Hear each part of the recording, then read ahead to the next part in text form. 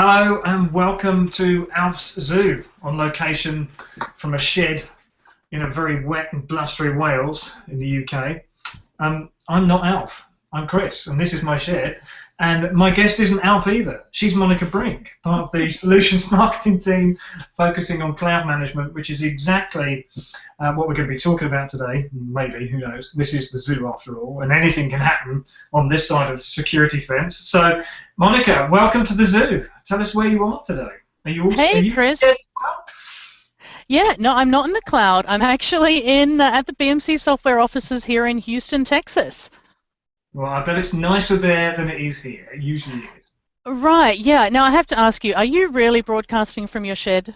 Yeah, I really am. Yeah. Not many offices have bikes and things that I'm not allowed to have in the house, thanks to Mrs. Rixon. So yes, I'm. Wow. Oh, well, it looks like a very nice shed, anyway. It is a prince amongst sheds, I have to say, and it's even got a slate roof in keeping with the Welsh tradition. So. Oh, yeah. Very nice, very nice. You've got to have a den, I think, in life. You've got to have a den. You've got to have somewhere that you hide out, and this is my den. Absolutely, I agree. So, well, thank you for joining us, and no problem. I think what's extremely important first up is to help us get an accurate take on your view of the world, Monica, and your priorities. Your, cutting to the essence of what you are.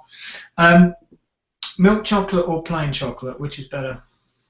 Oh, definitely milk chocolate, and preferably a little bit dark. Yeah, lots of cocoa. Yeah. Where do you stand on white chocolate?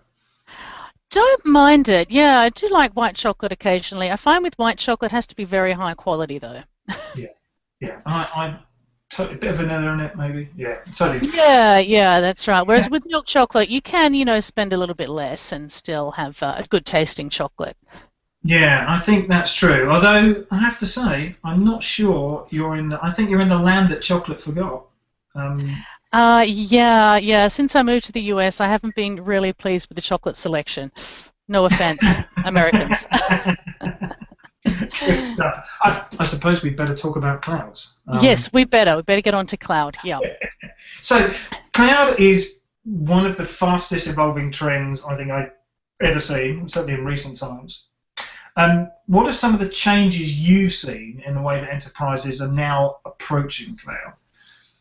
Right, so when cloud computing first really hit the IT industry with a bang, there was a focus around, hey, let's spin up a cloud in the corner of the data center. It was almost like a little science experiment, right, that a few engineers would play with, but it wasn't a true IT strategy. I think cloud has really proved itself in the last couple of years. It's proved the benefits that it can deliver to the enterprise. So there's now much more of a serious focus on cloud. There's a recognition that it can be really a strategic business enabler, and it can bring IT and the business closer together. So I think that's the big change now. Everyone's set up, taking notice of it. The question now isn't should we move to cloud, but when are we going to move to cloud? How are we going to move to cloud? How much a part of our ongoing IT strategy is it going to be? And because of that, there's much more of a focus now on the underlying technology that can support the enterprise move to cloud computing, and a strong focus on elements such as performance management. So, if we're going to seriously adopt cloud, how are we going to ensure that all of the services we're running out in the cloud, whether that be private or public cloud, that we can manage the performance and optimize capacity management as well. So there's, I would kind of summarize that as saying there's much more of a serious focus on cloud and optimizing it and ensuring it links in with all of those traditional IT processes and systems. So it sounds like you're not spending a lot of time telling people why it's a good idea these days, and much more about the practicalities of how you really make it work in an organization. Yeah, exactly. Yeah, actually, I heard an analyst say the other day that a couple of months ago he went to his first cloud conference where nobody stood up and said, what is cloud computing? This is what it is, and these are the benefits, right? Because there's now a general understanding of what is cloud computing and the benefits that can be delivered to the enterprise. It's now a question of what's the best underlying technology to use, the best form of cloud to use in terms of public and private to ensure the enterprise can really realize those benefits. Right, right. So going back to those people that did jump in with both feet in the early days, then what lessons do you think they learned? Yeah, it's a good point you make there, because we need to remember, I think, that cloud is still, it's been evolving very quickly, but it is still in the early stages, right? So there are still a lot of enterprises out there who are still at the stage of having virtualized their data center and maybe now moving on to more automation of their data center and will then make the move to cloud. So certainly, there, over the next 5 years, there's going to be huge growth in cloud computing as those enterprises that are at the virtualization and automation stage move to true cloud computing. But we have seen a number of cloud lessons learned from those early adopters, and one of the key ones is around what I touched on before. Cloud computing, it can't be a bolt-on IT strategy. It needs to integrate and incorporate the existing IT systems, IT processes, IT infrastructure that the IT department in the enterprise has spent years and years building up. So I don't know if you have this saying in Wales, Chris, don't throw the baby out with the bathwater. Oh, yes. Right. Okay. So that's what we've found. With a lot of market examples that we've seen out there, a number of our customers, that when they have just made that jump to cloud and ignored integrating it across systems, infrastructure, and processes, they've had a lot of false cloud starts. So that's a key lesson that's been learned. And I think, something close to your ITSM heart, Chris, is around ensuring that cloud is integrated across those ITSM processes, including ITIL change management, knowledge management, incident management, configuration and compliance management. As enterprises become more serious about cloud, they realize they can't throw those ITSM and ITIL processes out with the bathwater. The cloud still needs them, and they need an underlying management system that helps them take those great ITIL and ITSM processes to the cloud and manage their cloud workloads and cloud services holistically across the IT environment. Yeah, I think that's really good advice, and something you didn't touch on then, but you're absolutely right. When you're talking about ITSM, one of the things that I've seen a number of times is, well, how do I handle service level agreements if it's actually vendor X who owns 90% of the resolution because the infrastructure's on their site, etc. What does that mean? How do I make sure that all my service level agreements and operational level agreements are reflective of the fact that I don't have control over huge chunks of the resolution? So I think you're spot on when you talk about making sure that you are able to think about clouds holistically and their impact on everything you do as a function. I think that's great advice. So right, yeah, exactly. I mean, just because something's now delivered in the cloud, it still needs to meet SLAs. It still needs to be monitored for performance. We still need to optimize capacity and all of those IT functions that that IT departments are used to delivering with traditional IT.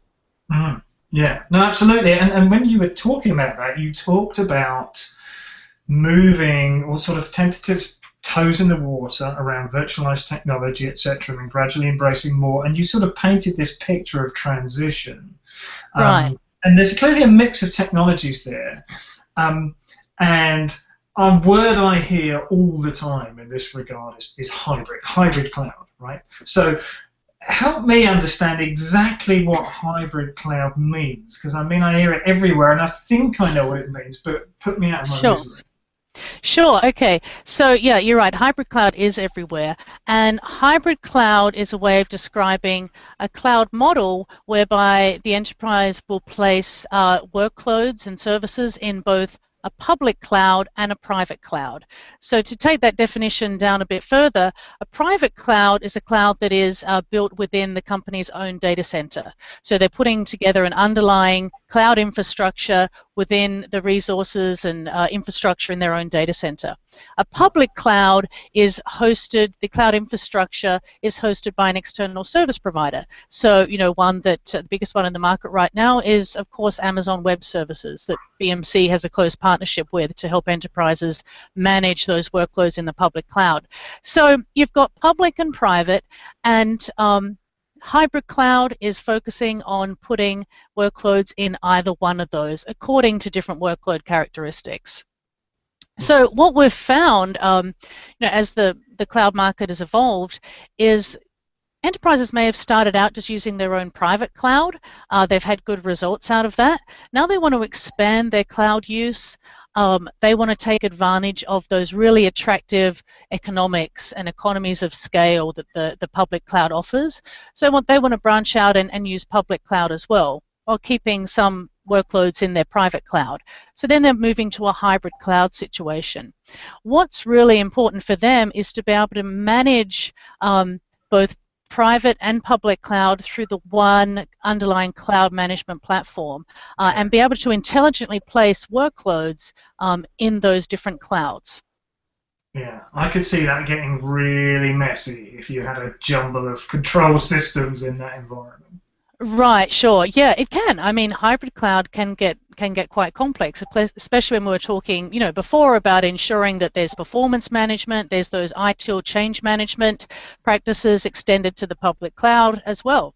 So, yeah, that's really where, the cloud management platform, BMC's Cloud Lifecycle Management, helps enterprises to manage that hybrid cloud scenario. Having one underlying management platform that can provision services to either the private cloud or the public cloud, potentially multiple public clouds if that's a direction that enterprise wants to go, different private clouds as well, and place those services according to different policies, different compliance requirements, different regulatory requirements that the enterprise might have. So yeah, it gets pretty complex pretty quickly, but with that underlying technology enabling intelligent placement, the hybrid cloud can be managed, and enterprises can then really realize the benefits of both private cloud, potentially for workloads that need more security within their own private data center, and the benefits of public cloud as well, which really comes down to very high agility. The scalability of the public cloud is very high, and very low cost. Right. So, and that that kind of brings me to an interesting point, really. So, it sounds like we've learned quite a bit about how to make the transition to cloud. We're clearly learning about what it means to manage hybrid clouds, and you touched on something interesting there about agility, etc.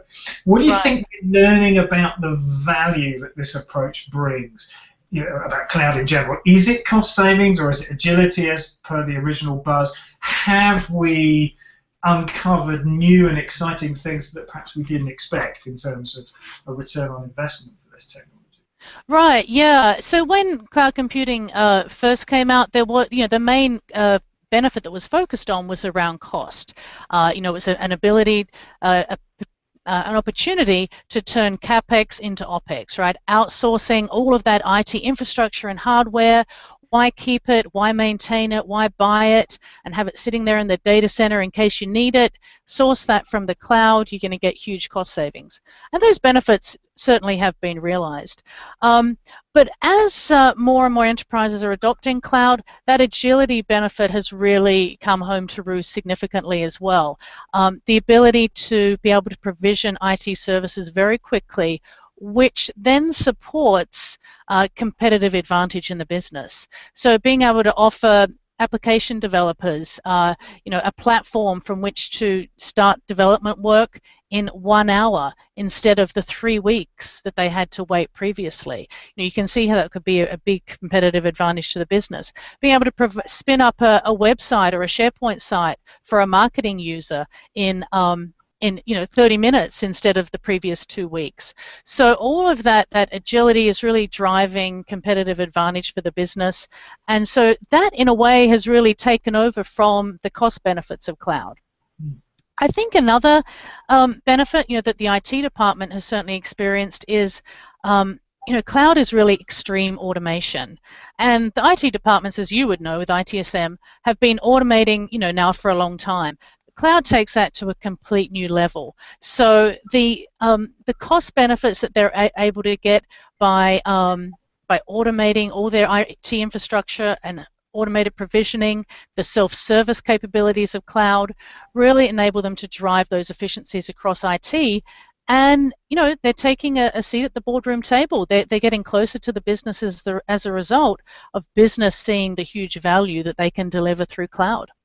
And do you think there's a potential downside to that? Do you see organisations where IT is perhaps starting to lose a bit of control over the purchasing of cloud solutions? Because that's something that I've heard in my travels is examples of an entire marketing automation system that IT knew nothing about until they got the first support call on it. So I was wondering if you'd seen that with that agility, in addition to the great advantage it gives corporations, are there things you need to look out for? Oh, definitely, yeah. And, that is, of course, understandably a fear of the IT organization, that they would lose control. There'd be all these services running out in the cloud, and they wouldn't be aware of it. They wouldn't be able to manage the compliance around that. They wouldn't be able to manage the performance, and it may be a security issue as well for the company. And, in fact, as the public cloud has grown, that fear has actually come true through shadow IT. Have you heard about shadow IT? Oh, yeah. Right, so it's business users going around IT to source IT infrastructure resources from the public cloud, just whipping out their credit card and going to Amazon Web Services and leveraging resources that way. So, what that means is that people they're going to use public cloud sources anyway. It's now up to IT to manage and control that and give business users that agility that they've been looking for in the public cloud, but putting all of that management layer, that control layer, that compliance layer, and performance management around that. And within Cloud Lifecycle Management, there's a whole range of features that really reassure the IT department that they still have control. Right, so even though it's self-service, so a user can go to the self-service portal and request the IT services that they want, there's a very strong admin control component of Cloud Lifecycle Management, which where the IT is able to control who has access to what resources, what additional options such as performance management or additional capacity, storage, etc. each user can request, where those different services are allowed to be placed, is it suitable for the public cloud or not. So, there really is a lot of control around that to reassure the IT department. Right. Well, one of the most effective approaches I ever saw was from a CIO here in the UK.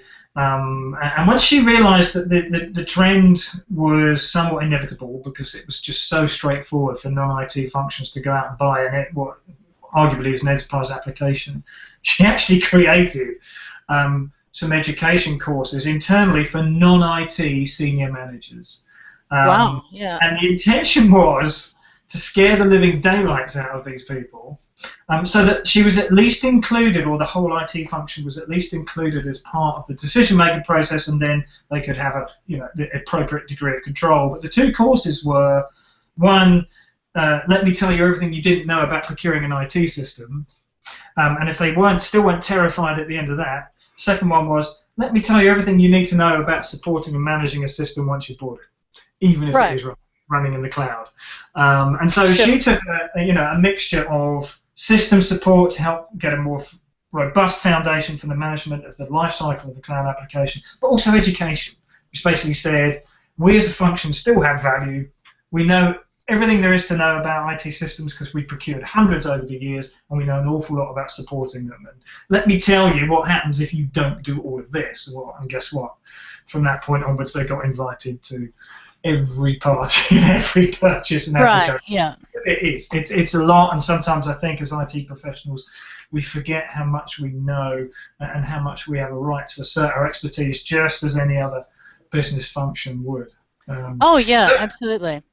So thank you for going through and taking us through where cloud has got to, and how organisations are responding to it and how they're extracting value. That's fantastic to hear, and I definitely learned something. Good. And as you said, I'm kind of been somewhat on the fringes of some of this. So, Sure. final Yeah. question, Monica. If you weren't doing this, what would you be doing right now? Wow. Okay. If I weren't doing this, you mean if I wasn't at work? Yeah, if you weren't one of the solution marketing team for cloud lifecycle management, what would you be doing? Okay. All right. I would be writing a best-selling novel. Ha! That's fantastic. So we gleaned today that you like milk chocolate. It's got to have Yes. high cocoa content in it. You're not overly enamoured with the chocolate that you get in the US. You talked a bit about cloud in the middle, and then really most important, what you really want to do is be an award-winning novelist. And I think that's I think we've learned a lot in general. I think we have, yeah. And I just want to make the point that I love a lot of things about the US, just not the chocolate. I would agree. Right. Well, Yeah. listen, thank you so much for taking the time out this morning, this afternoon. Really appreciate it. No This problem. is Zoo, and we haven't been Alf. Thanks very much for watching. Great. Thanks, Chris. See you next time.